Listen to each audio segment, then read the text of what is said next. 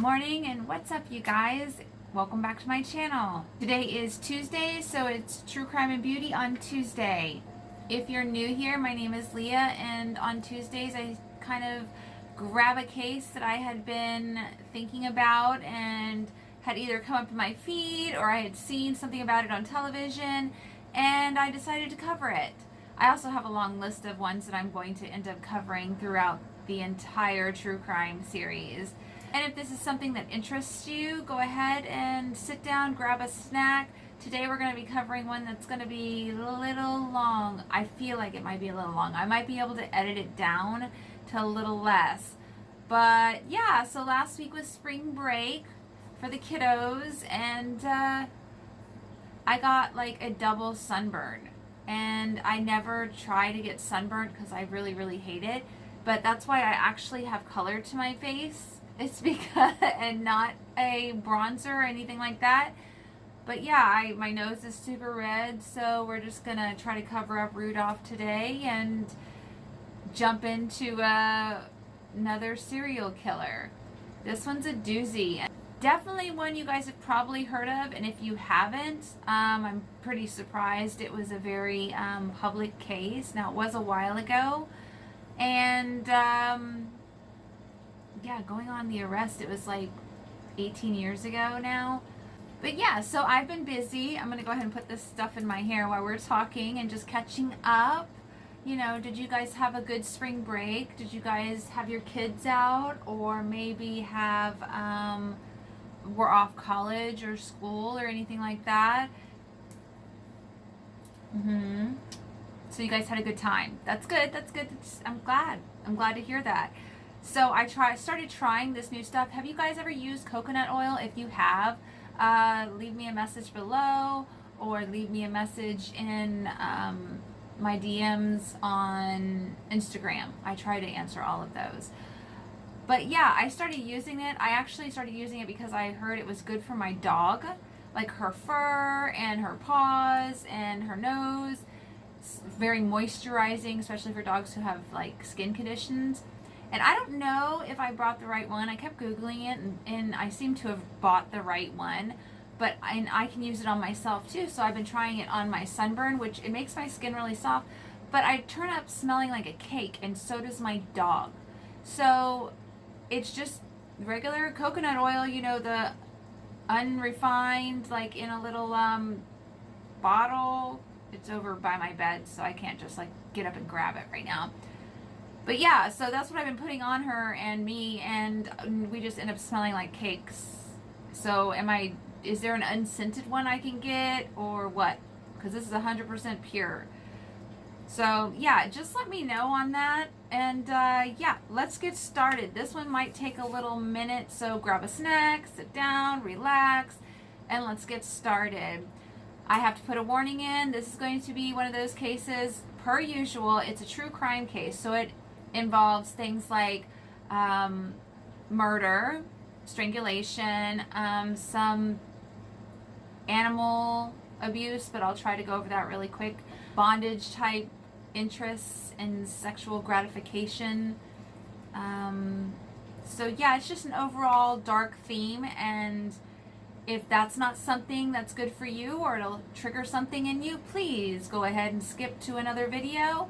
I will not be hurt, because I want your mental health to be #1 priority. So let's go ahead and get started. Today we're going to be talking about Dennis Rader. And if you don't know who that is, he is also known as the B.T.K killer. Funny enough, he actually gave himself that name. Bind, torture, kill. He gave himself that name. And I will also try to either list the stuff I'm using underneath my video when we're talking, or I will talk about it briefly while we are using it, okay? Today I'm going to tap into some Morphe and some Essence Brows. I haven't used either of these products, but I'm going to give them a go, have some fun with them. And then the NYX Brow Glue. Easy peasy, grab it and let's go. So the B.T.K killer was born March 9th, 1945, and that makes him a Pisces. He was born Dennis Lynn Rader, and I'm going to say Radar and Rader, but that's because I'm going to bounce between probably messing up how he says his name. And I'm not trying to. Well, so Mr. Dennis was born to a mom and dad. His mom's name was Dorothea and his dad's name was William. And he was the eldest of 4 children, and they were all boys. And he had a really good upbringing. Like, his mom and dad might have worked like long hours and stuff like that, but they were really solid family. People try to look for excuses as to why he did for what he did, like all the heinous crimes that he did. But it comes right down to it is there's no real childhood trauma unless he never admitted to it. There was no real childhood trauma that would have triggered this. This is just something that happened. He didn't have a head injury. He didn't go through anything that was horrific. He had a perfect childhood. And even him himself will say he had a great childhood. But one day he was young, and he was at his, playing at his house, and his mom started freaking out. And she got her hand, like her ring, when she was probably cleaning the couch or something, she got her ring stuck in the couch. And like on one of the springs, if you knew old couches, they had springs in them, like beds have box springs, but these springs were like free and out, and if you stuck your hand in them, you could get your hand caught on them. Well, she got her ring caught on it, and she was freaking out.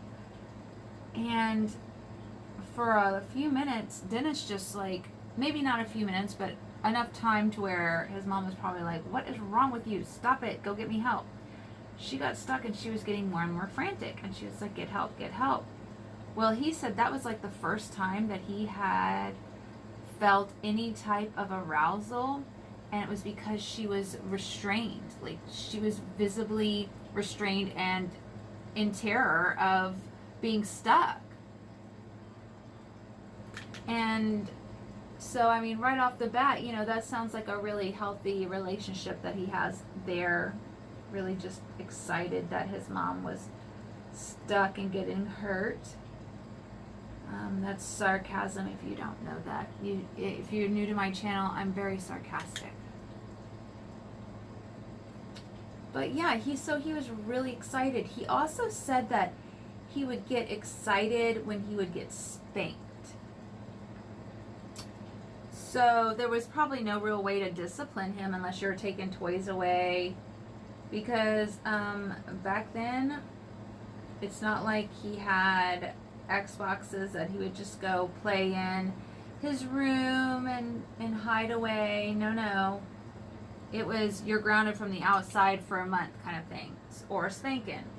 I remember those. I mean, I didn't get whoopings a lot. Very often. I think I got like 2 in my whole life.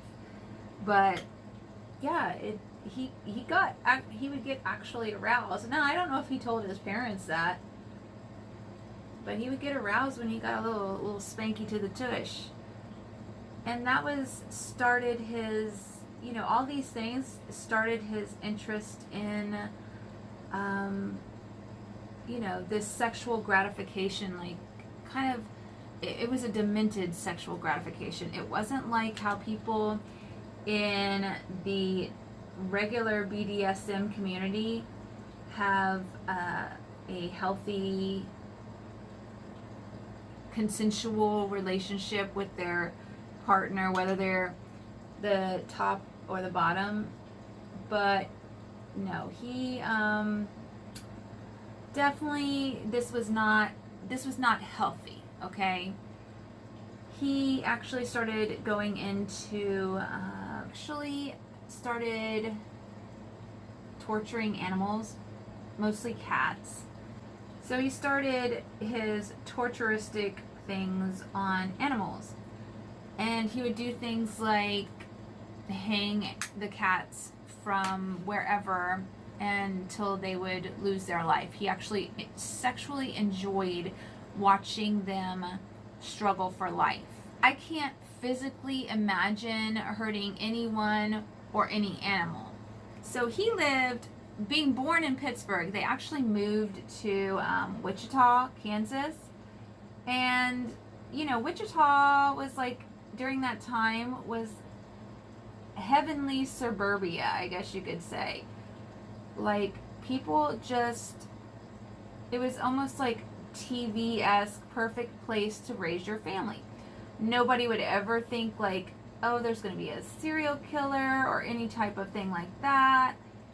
They were just going to enjoy their lives, raise their families, and grow old there happily. Well, not necessarily.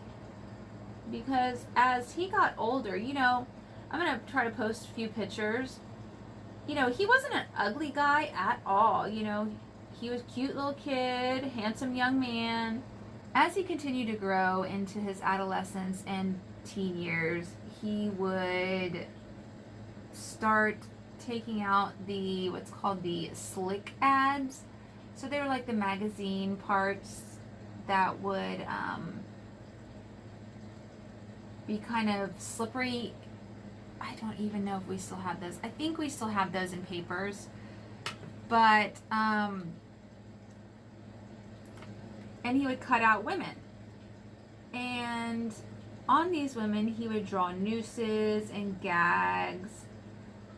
And then he would glue them to 3x5 index cards so that he could carry them around with him. And he got sexual gratification off of having these cards and looking at these cards.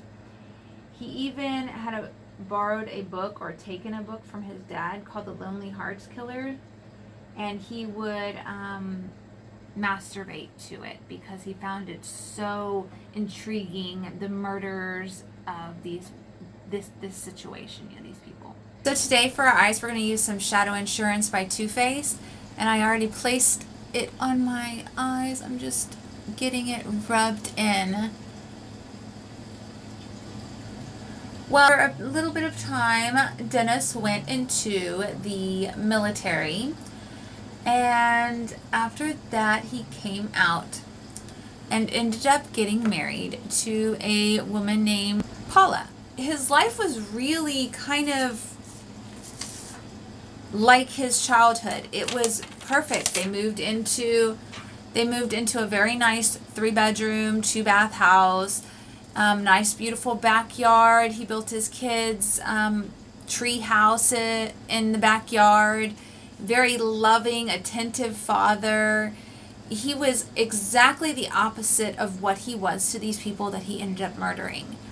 A horrific monster versus a wonderful, working, loving, fantastic dad and husband. Today we're going to be using the Tardius Pro palette, and again, I've never used it. Well, so after he is enjoying his time with his wife and children and just enjoying being a good old fashioned wonderful dad and husband, he decided that he still had those urges, those darker urges that were in his body, and that he really, really, really wanted to satisfy them. And he was about ready to flip Wichita, Kansas upside down and send them into fear. Well, he cited his first victims, and they were a family. Okay, the 2 eldest children were out of the house, and he broke in, and even he said in his interview that it was a surprise when the husband was there as well. He was only expecting the wife to be there and maybe the 2 kids, the 2 younger kids, but the husband was there as well. When he walked in, broke in, he waited for them. He posed as a criminal. He was just like, hey, I'm wanted in California. This was his shtick, okay? And I need a place to be warm, and I need a car to get away. And people would be like, he would, you know, he said even that he was trying to bring them some comfort. You broke into their house and you're trying to bring them some comfort. Well, I mean, if you're going to die, it's nice to have someone that, a considerate killer, I guess. I don't know. He really was trying to bring them some semblance of comfort. Yeah, this is a theme as well. And the family, Otera family, and if I mess it up, I'm so sorry. I'm not really good at that because everybody has different sayings of names. He talked about having them, you know, okay, this is what's going to happen. I have this sexual deviance in me that I'm going to have to tie you up and have sex with you, and then I'll be on my way. This is what he said. And he's going back and forth, getting everybody tied up, making sure he had his gun on them because he did have a gun. And once everybody was tied up, he actually took enough care because the dad had been in some type of car accident, or this is what Dennis had said, that the dad had been in some type of car accident and his ribs were sore. And, you know, he wanted him to be comfortable for all this. And so he gave him a pillow and like some type of jacket to lay down on, and so that his ribs weren't going to hurt him as much while he was laying there waiting to die.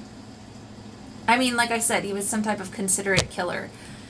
And he actually, you know, sometimes he would sit and talk with them. And that's what he did. You know, he talked to them, told them what was going to go on and all this stuff. And then he took a plastic bag and wrapped it around the dad's head and tried to strangle him. And in his words, he had never strangled someone before, so he didn't exactly know how long it was going to take or how much pressure to apply. And this was his first time, his first kill. I mean, his first kill is like 4 people, so I mean, he was just taking on everybody at one time, like getting the first 4 out of the way. And these people did nothing to trigger him or make him want to do this to them. They were just a sweet little family. And he strangled the dad, and he thought the dad had passed away. And the dad's name was Joe. That's what I'm going to call him, okay? And he thought Joe had passed away, so he moved on to the wife. And he strangled her, and when he was strangling her, about the time she passed out, Joe started waking up again. And he had also opened a hole in his plastic bag. And so this was not at all going the way he had planned. At all. This was just so not by the books he had thought. But he was trying. And so he went back. Remember, people are tied up. So he went back to the dad, Joe, and would attempt to strangle him again. There was a bit of a scuffle, but he did end up strangling him until he died. He did die from those wounds. Then, about the time he was done with Joe, his wife wakes up again. And she's freaking out because, well, yeah, she passed out from being strangled, so that is definitely something that I would freak out from. And he goes back over and actually this time takes her life by strangulation. Then he goes down to work on the younger children. And there he strangles them. They do pass away. And after they were all passed away, I forgot to tell you that during the time that all the initial tying up was going on, they had a dog, and the dog was really ticked off. I mean, of course, any family dog is going to be ticked off that you're trying to kill their family.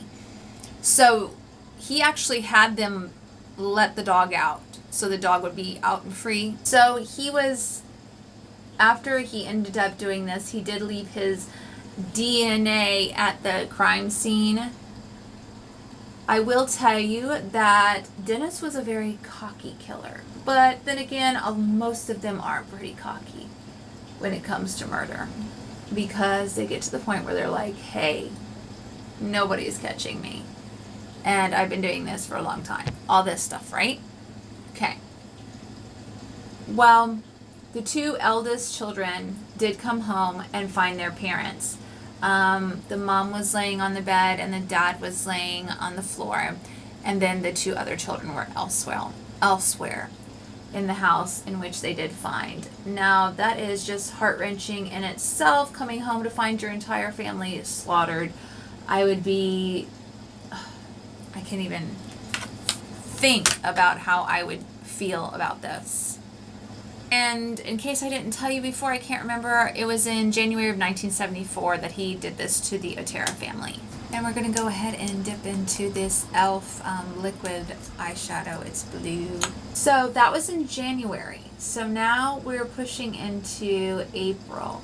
And he is ready for his next kill. He called it hits in his interview, or even his, it wasn't a trial. It's when he ended up talking to the judge. He actually talked about him being hits. And so he was ready for his next hit, per se.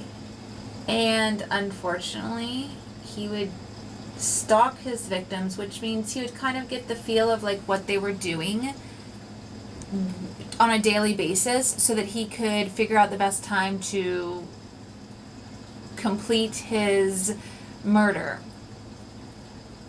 Well, his next victim was a young college student, and her name was Catherine. He saw her when he was driving around looking for another, he called them projects and hits, so I'm gonna try to stick with one word, but it doesn't mean that I will, so I'm really going to try. And I'm afraid I'm going to finish my makeup before I'm going to finish this story. He actually is stalking her. And once he figures out the best time, like he knew like where she worked, what she did, everything that came down to everything that was important to him, he was ready to take her on. And so he chose April 4th of 1974, thinking this was going to be the best day for him to take her on. He would have clothes to change into. Sometimes he would wear masks, sometimes he wouldn't. The mask would look like a little doll mask, kind of. As just like the first one, this one didn't go exactly according to his plan. It actually seemed like as much as he tried to plan, it seemed to kind of get screwed up in the process. He might have should have taken that as a hint, like, hey, you should not be doing this. This is like, no, stop. Nope. Dennis just kept on going, because when he entered her home, he actually broke into her home through a back door, and he was like, I'm just going to hang out here and wait for her. But of course, that is not how it played out. You see, Catherine had a gentleman friend that came home with her. And they sat around and talked and hung out. And, well, that wasn't exactly part of Dennis's plan. So he's sitting there just like trying to wait this out. And he gets to a point where he's kind of like, okay, I don't want to wait anymore. So he actually approaches Kevin and Catherine.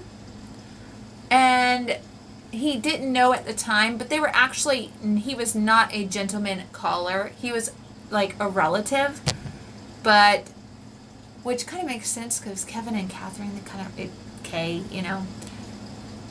And he couldn't recall if he had Kevin tie up Catherine or Catherine tie up Kevin, but they did get tied up. And he was just not happy.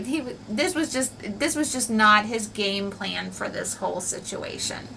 So this time he decided to bring 2 guns to this situation because like last time things just didn't go well. Well, it seems to me like this time things aren't going well either. Always kinds of seem like it's turning into a mess, right? Well, he starts to do this. Like he puts Kevin in one room, Catherine in another. So he really, really had wanted and planned for this to go really smoothly, and it just didn't seem like it was going to go that way at all. He had run through the same spiel that he had told the family previously, that he, was on the run and he needed a car, some warm clothes, or a warm place to stay, some food, but he just did not seem to get the point across to them. And they were like fighting for their lives. They did not want to die like this, which do you blame them? So with him having the 2 guns, he really felt that he had the advantage. He had really taken the time to plan this one really out. And yeah, no. With Kevin throwing a hitch in his giddy up, he decided that this was going to be another one of his difficult projects or hits, however you want to figure it out as. And Kevin ends up getting loose from the ties. I can't remember, like I said before, if it was Catherine who tied up Kevin or Kevin who tied up Catherine. He actually could not remember himself in the interview. He couldn't remember either way. But he continued on, and he was gonna make this work. So he had no mask on this time.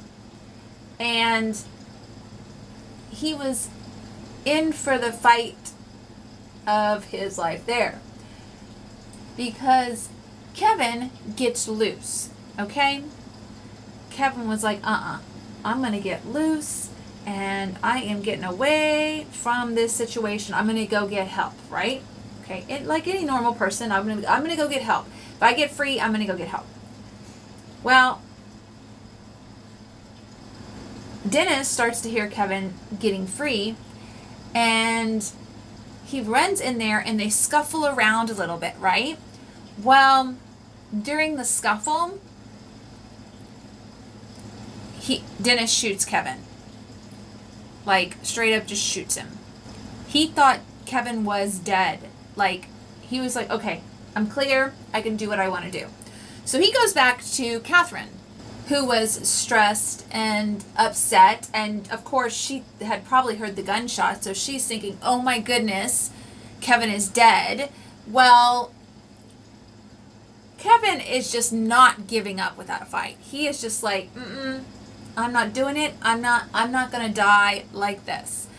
And sure enough, even though he was shot and presumed dead by Dennis, Kevin somehow just survives, right?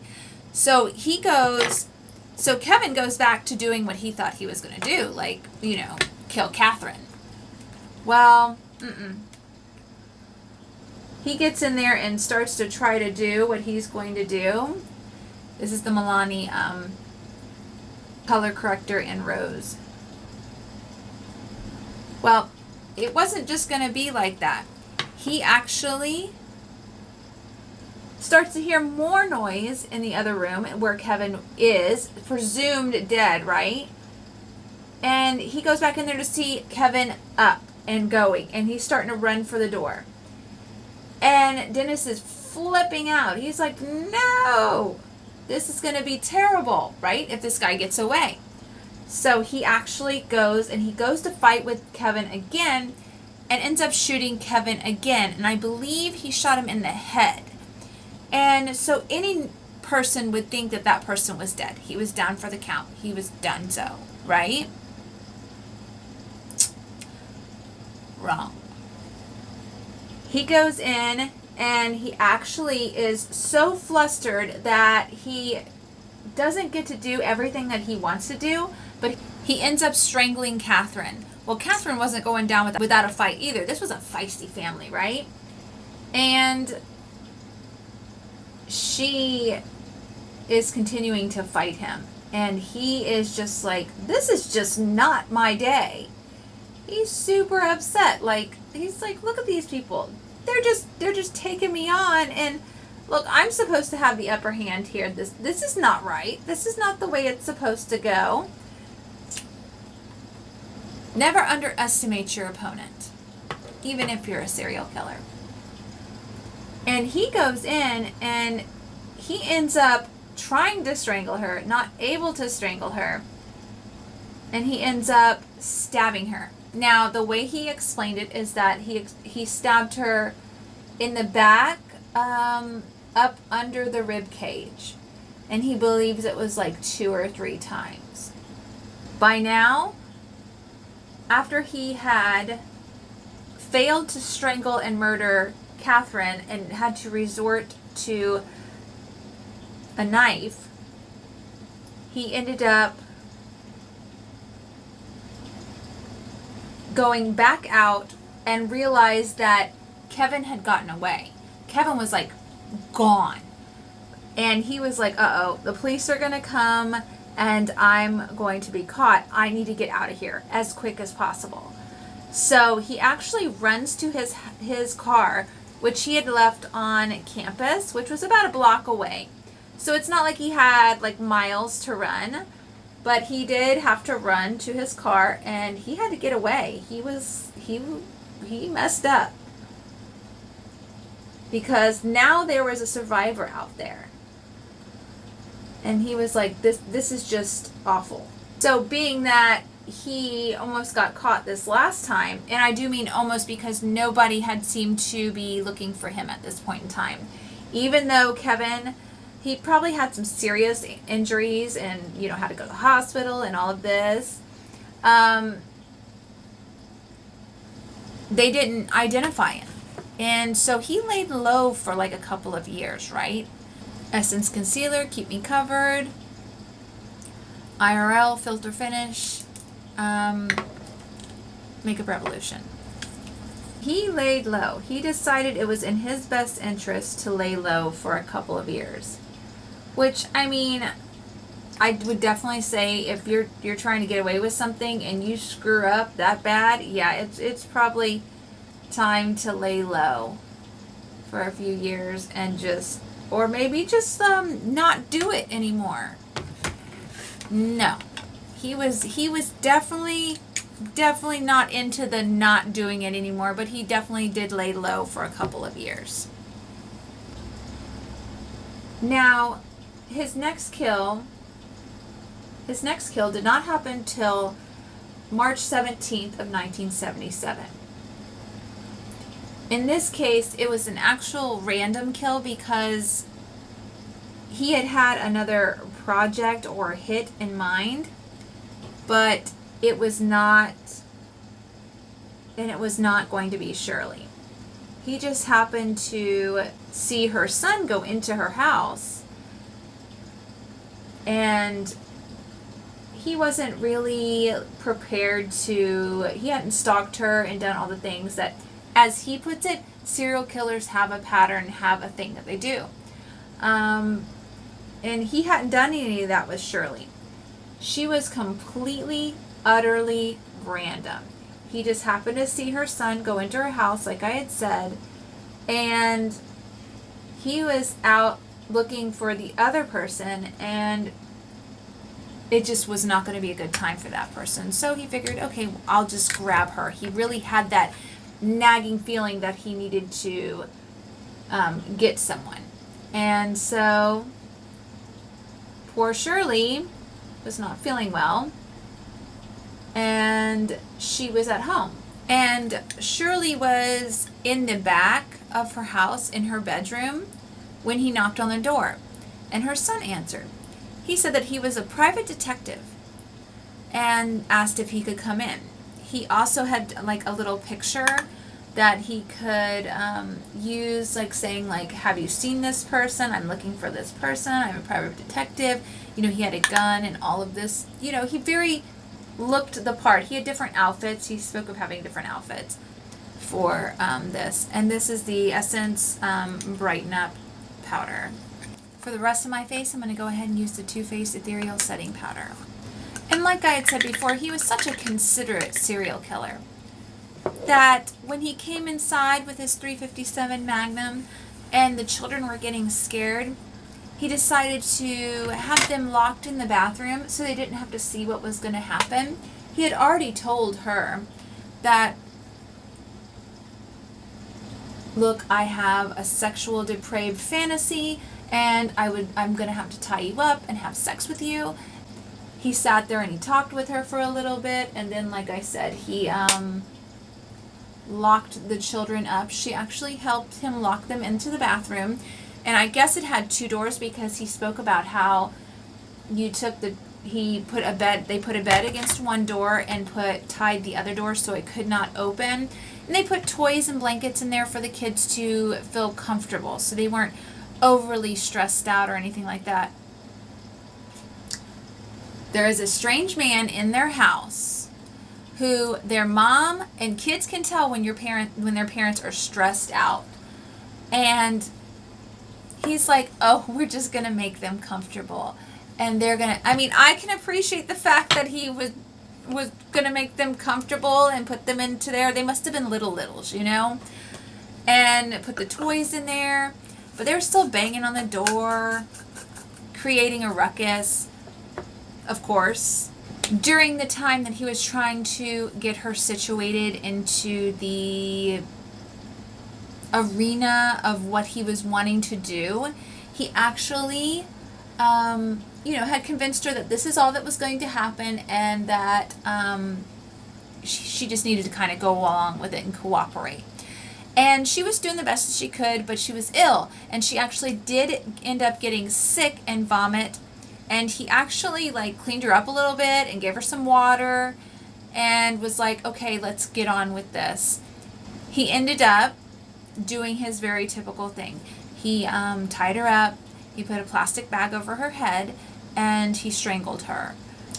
After which he did clean up a little bit and grab his hit kit, as he called it, which had ropes and ties and the plastic bags and things like that inside of it, and then left. Of course, later on, the children were found, and so was Shirley, the Tarte Fearless blush.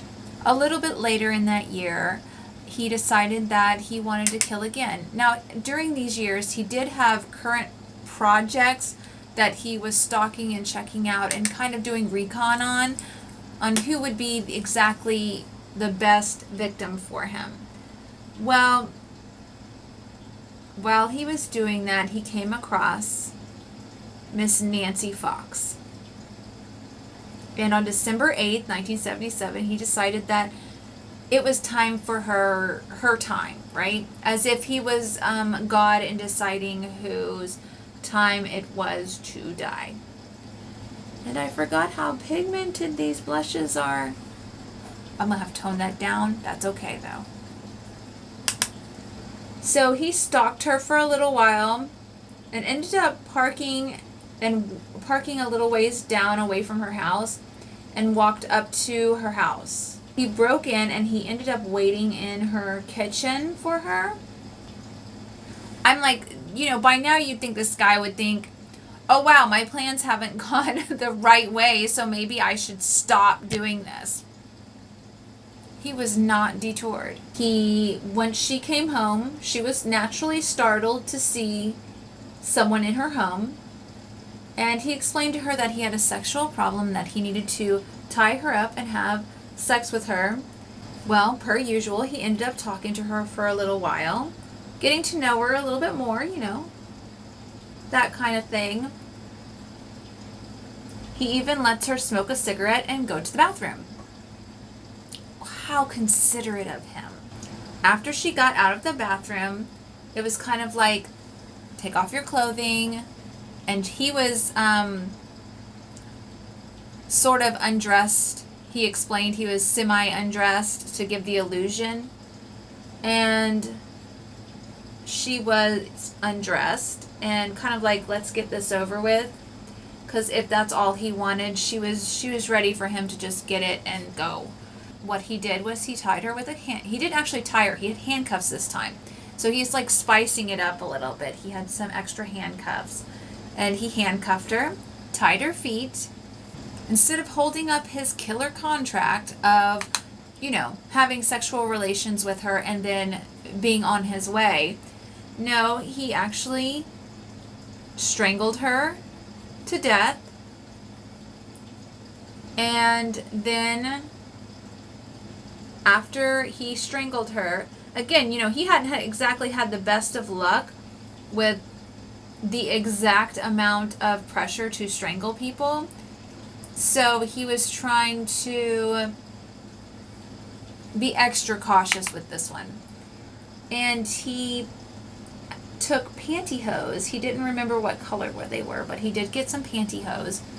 And he tied them around her neck really tightly to make sure that even if his strangulation didn't work, well, the pantyhose would take care of the rest, right? This is the Too Faced Chocolate Soleil bronzer. Again, you know, I don't really understand the process of killing someone, or I understand the process, but I don't understand, like, this guy keeps screwing up. Why doesn't he just give up and not do it anymore? No, he's still at it. He's still like, hey, I'm just going to keep on going. Get some of this down here so everything looks good. Like I said, I got a sunburn, so my chest is like red. And now that we've covered up a lot of things, it's like things look really weird. Don't worry. Just trust the process, okay? Just trust it. It'll all blend in and work. He removed the handcuffs from her, tied the nylon around her hands to keep her bound, and she had passed away. He then actually masturbated to her deceased, strangled form. Again, like he said, he had a sexual problem, and this was it. He definitely had something wrong with him. He had a whole lot of problems. Well, he then took some stuff and he left. Now remember, throughout this entire time, he's, you know, happy family guy. No one had a clue that he was this type of person at all. No one had a clue. If you looked at him, the things that he did, the way he acted, you would have never suspected him. Like, it would have been out of this world to think that a man like this, he was like, after the Air Force, he became a electrician. You know, he was a very, like, good visual kind of the all-American family type of person. And the way I did tone that down is actually, this is called buffing. And when you do that, you just buff in everything. And it's really good to do that anyways because it makes it seamless. Actually, he ended up not having sex with her at all. Remember, I told you, this is not one of those sex and rape type of stories. This was just, he did have a sexual depravity, but he didn't rape or any of that. For highlight today, we're going to use Becca's, Chloe and Malika's, their combination that they did, their collab that they did together. It's actually really, really pretty, and I don't use it nearly enough, obviously. When I told you to buckle up for this one is a long one. Now, that was in 1977, like I had said. He waited till 1985 until he actually did another murder. He took some time out, okay? I don't know why he just didn't take a full time out, but he did. He took a little time out, okay? His next one, I don't really know. I don't really understand this one. It was actually a neighbor of his. She only lived about 6 doors down from him, so it was very easy for him to stalk her. Maybe it was just easy, so he just took the easy hit. And he parked down at the bowling alley that was down the ways from their house and brought his hit kit in the bowling bowling bag. And so he really didn't look strange using this. And he kept that and actually left his car at the bowling alley and ended up calling a taxi to drive him like closer to the house. Because obviously if he just walked over there and then walked back after killing her, they'd be like, oh, hi, you did it, right? Yep. So he was like, okay, I need to be a little bit more careful because of the fact that, you know, he had other ones that had gone wrong. And he was really trying not to repeat history. So he actually had snuck into her house. She had a male visitor. What's with these male visitors? They're intruding on his intruding. He actually waited this one out until this one left. And then once he left, Jane was on the bed and he turned on a light, the bathroom light. It's like she had gone to bed and he had turned on the bathroom light so not to startle her. I'm sorry if my bathroom light randomly comes on in the middle of the night. It's going to startle me. It did startle her, but he did jump on her in the bed and he did strangle her with his bare hands this time. Now, this is the first time you hear him strangling someone with his bare hands. And then he stripped her, which is also new. He put her on a blanket and he put her in her car in the trunk, drove to Christ Lutheran Church. Yeah, that's some balls right there. He drove the person he killed to the church to take bondage pictures of her. I'm going to let that sink in for a minute. Then he put her back into the car and found like a brushy kind of woody side of the road and ended up placing her body there and covered her with some brush, you know, some leaves, trees, kind of bush stuff, and then ended up bailing out. Like, so now it seems like he's starting to space out his times and killings, right? On September of 1986, he actually decided another victim, and her name was Vicky.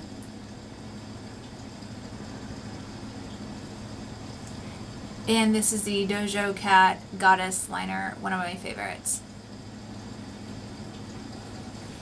He stalked Vicky and then decided that he was going to pretend to be a telephone repairman. These were one of his like mini little costumes. He'd toss on his hat, grab a briefcase, and he was headed to her because back then it was a lot different, you know? People would come to the door and you wouldn't be so surprised if they were making door-to-door stops kind of thing to do maintenance. Like today we would question it because we'd be like, why are you here? What are you doing? I didn't call you. Who called you? Why'd you show up? Asking all of these questions. And he had this little fake machine that he brought into Miss Vicky's house so that he could pretend like he was checking the phone line for her, right? To just do this little service for her. And after he was done, he actually pulled a gun on her. Now, this was a different gun than the previous guns that he had. I don't know why he was out here buying up all of these guns, but he was. And so this is like, what, the third gun I'm talking about now? Well, yeah, so he pulled the gun on her and took her to the bedroom. He was halfway honest with her. He told her he had this sexual problem. He was going to tie her up and then he would leave, right? Miss Vicky was like, I'm not having none of this. So they actually fought. And the fighting just caught him off guard. Again, you know, he just wasn't prepared.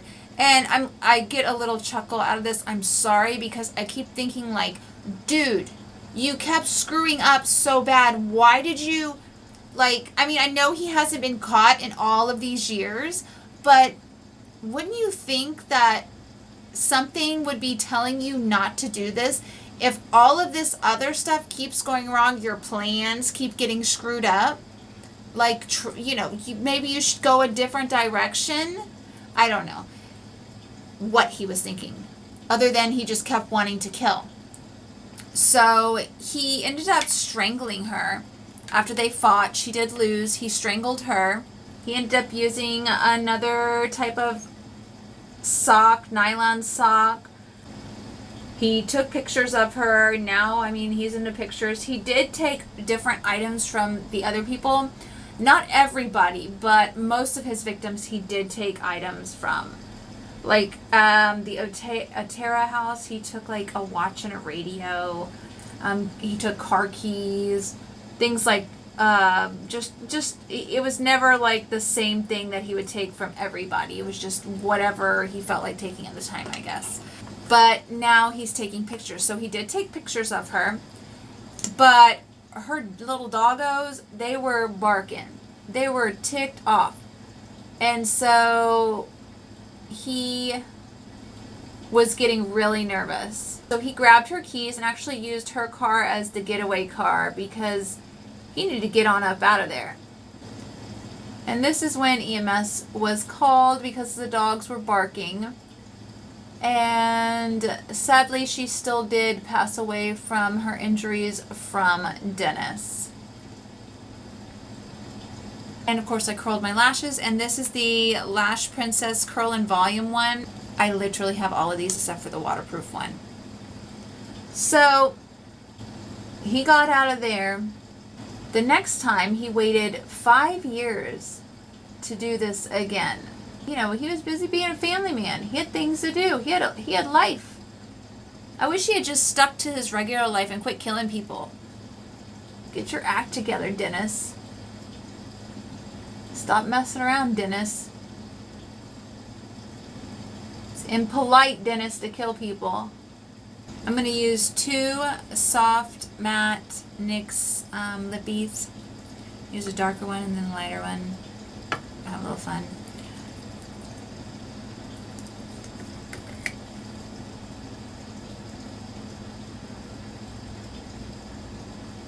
So by now it is 1991 and he is on his, this will be his 10th kill. And her name was Dolores. And once again, things weren't as easy as he thought it was going to be. We covered this. My thoughts on that. Well, when he got to her house, he could not figure out how to break in. And figure out how to break in if you didn't hear me. Guess he hadn't thought in this one all the way through yet. So he walks around and walks around. He's casing the house. He's looking around, trying to find a way to break in. So finally, he just up and picks up a cinder block and throws it through the window. He's no longer going for subtlety. He is just going for what he wants. And he breaks the window, which startled Dolores, naturally. And he went about his same type of MO. I'm on the run from California. I need to get warm. I need some food. I need your keys to your vehicle to get away. So what he ended up doing was he ended up handcuffing her. Because now he's like progressed from like ties to pantyhose and handcuffs. He ended up, after he tied her up and handcuffed her, he ended up looking around for some personal items and ended up taking some personal items. Like I said, I don't know why serial killers do this, but they take personal items and they're just like a souvenirs. It's like they need that trophy. They crave that trophy to know that they did this. It's like a power thing, I guess. I guess all murder, just like rape, is a power trip. So he ended up getting what he wanted and ended up strangling her with some pantyhose. Perhaps he found that the pantyhose were more accurate. I find that they tear really easy when I try to put them on. That's why I don't ever wear them. He did actually put her in her car after he killed her, then moved her to another area, then took her car back to her house, just in case someone would be missing the car.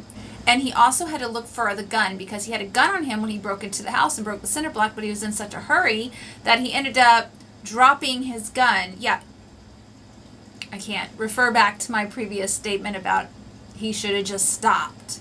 He ended up, once he was back at his house, at her house, he did find his gun, which was right within the place where he had thrown the cinder block.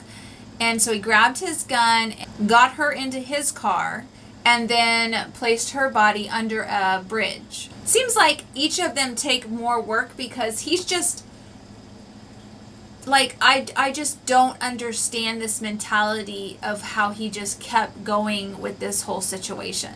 This was in January of 1991. So then everything went silent. Like, Wichita is like, where did he go? Where did B.T.K go? And it just, I don't know if it's creepier when they suddenly go silent and stop killing, or if you actually catch them and you hear from them. But you see, he liked to leave notes, okay? This was something that he really, really enjoyed. He liked to leave notes, just be like, and he did that with the Otero family. He actually left a note, led the cops to the library, left a note in a book, and told them exactly which book to look for.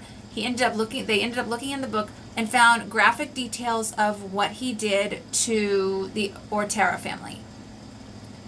Basically, it's kind of like the, haha, I know you can't find me. This is what happened. Here you go. Kind of like a hide and go seek type of game, and who's better at it. Well, Dennis obviously thought that he was better at it because he hadn't been caught yet. Though he was doing things without masks, he did have a survivor out there. So he went silent. The B.T.K killer went silent. Okay. For Dennis, life goes on. He still has the knowledge that he's the B.T.K killer, but his life is just like regular, everyday kind of person. Except, his daughter had gone off to college. She had met the man she was going to marry. We're pushing into 2003 now. And he even walks his daughter down the aisle. In 2004, there was an article in the paper talking about the anniversary of the B.T.K killer and the fact that he had just vanished.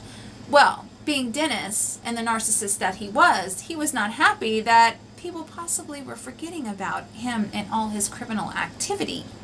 So he actually sent a letter to the Wichita Eagle and saying he was still very much around, and in fact he would like to send some little items to them, and one of the items was a floppy disk.